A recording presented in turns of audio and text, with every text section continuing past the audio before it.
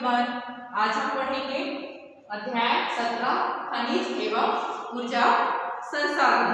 ठीक है, पिछले वीडियो में मैंने बताया था खनिज संसाधन, उसका खनिजों का वर्गीकरण और उसके प्रकारों के बारे में हमने चर्चा की थी। ठीक है, तो इस वीडियो में हम देखेंगे खनिजों के अन्वेषण में कार्यरत अभिकरण।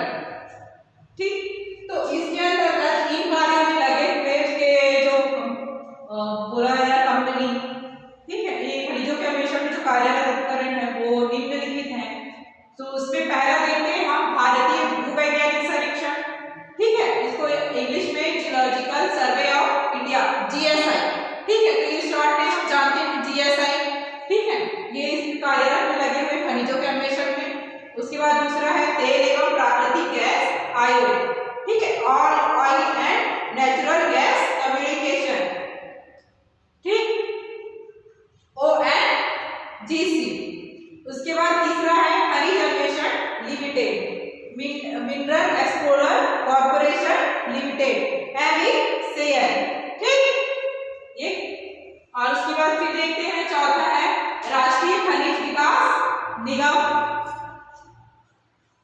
ठीक है, national mineral development corporation NMDC।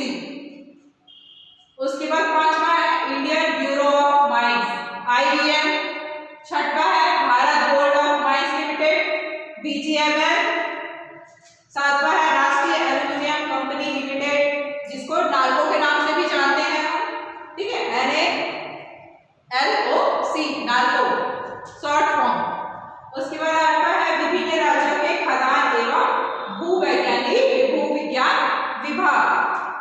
ठीक है, तो खनिजों की कुछ निश्चित विशेषताएं भी होती हैं, या क्या हर क्षेत्र में असमान रूप से वितरित होते हैं। ठीक है, खनिजों की गुणवत्ता और मात्रा के मध्य क्या होती है, प्रतिलोमी संबंध पाया जाता है।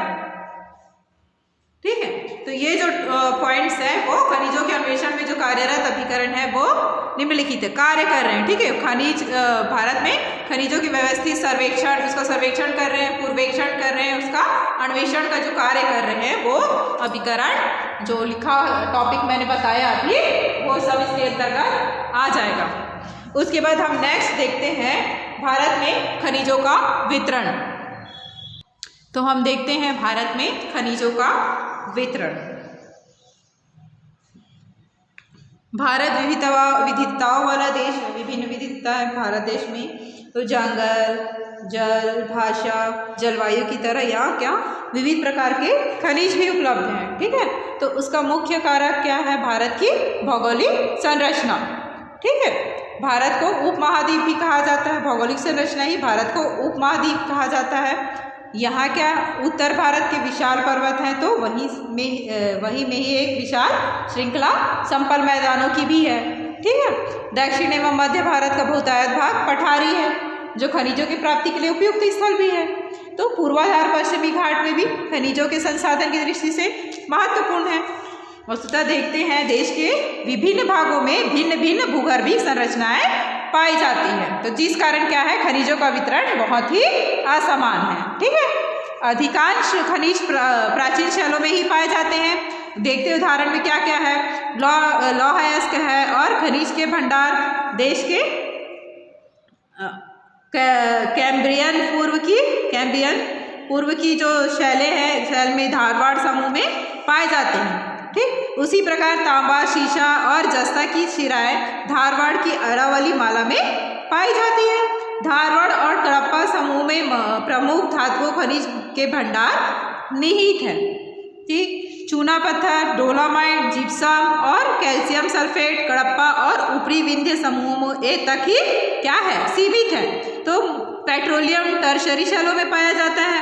ठीक है, अधिकांश खनिज और शैल समूह प्रायद्वीपीय भारत में पाए जाते हैं, जिस कारण यह भाग क्या है खनिज संसाधनों की दृष्टि से बहुत ही धनी है। ठीक, भारतवर्ष में उत्तरी मैदानों में जलोढ़ की एक मोटी परत पाई जाती है, जिसमें नीचे की आधार शैलों को पूर्णतः ढक लिया है। अतः यह प्रदेश क्या है, खनिजों से बहुत ही निर्धन है। तो हिमालय में विभिन्न प्रकार की शैलें पाई जाती है, परंतु इसकी क्या है भौगोलिक संरचना बहुत जटिल है।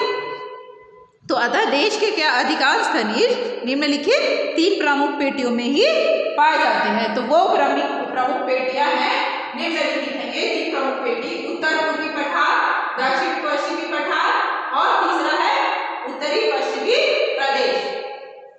तो उत्तरी पूर्वी पठार से कहां तक है? ठीक, उत्तरी पूर्वी पठार क्षेत्र के अंतर्गत छोटा नागपुर का पठार आते हैं, छोटा नागपुर का पठार आ जाएगा, उड़ीसा का पठार और पूर्वी आंध्र प्रदेश का पठार इसके अंतर्गत आएगा। उसके बाद देखते हैं दक्षिणी पश्चिमी पठार के अंतर्गत कर्नाटक के पठार और तमिलनाडु के पठार आ जाएंगे। उसी में फिर देखते हैं तीसरा है उत्तरी पश्चिमी प्रदेश। तो इसके अंतर्गत खंबात की खाड़ी से लेकर राजस्थान की अरावली की श्रेणियों तक इसका जो फैलाव है वो पाया जाएगा। ठीक है, तो ये जो उत्तरी पूर्वी पठार प्रदेश है इनमें क्या है? मुख्य रूप से लौह अयस्क, खनिज, अभ्रक, बॉक्साइट, चूने के पत्थर, डोलोमाइट तथा थोरियम, यूरेनियम, कोरियम, सिलेमाइट तथा फास्फेट के क्या विशाल भंडार है यहाँ उत्तरी पूर्वी पठार में। ठीक, उसके बाद दक्षिणी पठार में क्या पाया जाता है? मुख्य रूप से यहाँ अयस्क, मैग्नीज, लौह अयस्क, बॉक्साइट तथा कुछ अधात्विक खनिज की यहाँ पे मात्राएं पाई जाती हैं। उसके बाद तीसरा उत्तरी पश्चिमी प्रदेश में इस पेटी का विस्तार खंबात से खाड़ी से लेकर राजस्थान की अरावली तक है। तो यह पेटी पेट्रोलियम तथा प्राकृतिक गैस के लिए क्या है? विख्यात है। लेकिन यहाँ अनेक प्रकार की क्या अलौह धातुएं भी मिलती है, जैसे सोना, तांबा, चांदी, सीसा तथा जस्ता। ठीक, यहाँ तक आप लोग को स्पष्ट हुआ। उसके बाद हम देखेंगे लौह अयस्क। उसके बाद हम देखते हैं लौह अयस्क। तो आधात्मिक युग को लौह युग के नाम से भी जाना जाता है।